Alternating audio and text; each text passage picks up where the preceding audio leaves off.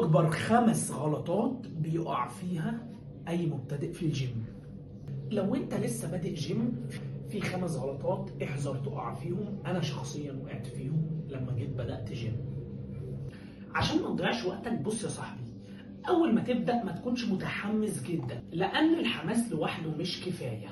لو مفيش وعي هتلف في دايرة ومفيش نتيجة في النهاية.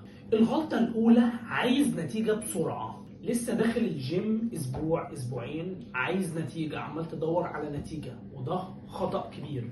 الجسم مش بيتغير في يوم وليلة، يعني انت بنيت جسمك ده في سنين، عايز تغيره في يوم وليلة أو في أسبوع؟ غلط طبعا. اصبر على الأقل من 2 ل3 شهور عشان تبدأ تشوف تغيير بسيط أو تغيير طفيف على جسمك.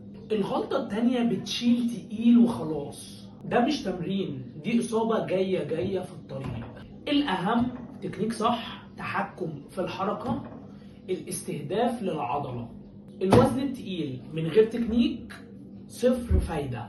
الغلطة التالتة، مفيش نظام أكل. عمال بتتمرن جامد وبعدين بتاكل أي حاجة وبتلخبط في الأكل. كده أنت بتهد كل حاجة، سواء كنت بتضخم أو بتنشف، فالأكل عامل أساسي. الغلطة الرابعة، عدم الاستمرارية. يومين جيم زائد أسبوع كسل هيساوي في الآخر مفيش نتيجة. الجيم مش حماس مؤقت، الجيم نظام حياة. حتى لو يومك مش أحسن حاجة، انزل واتمرن وقلل الوقت، مفيش مشكلة، بس لازم تتمرن، لازم تلتزم.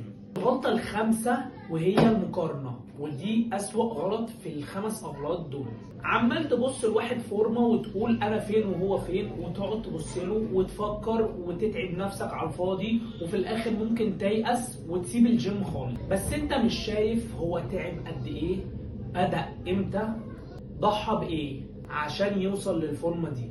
ابدأ بنفسك، ركز مع نفسك وهتشوف النتيجة.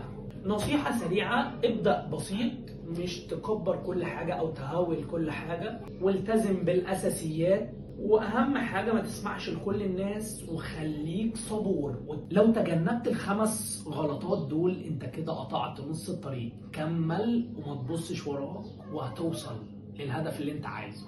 والسلام عليكم ورحمة الله تعالى وبركاته. ما تنساش السبسكرايب لو على اليوتيوب، ولو على الفيسبوك ما تنساش الفولو واللايك، وسهلة مش محتاجة فزلكة.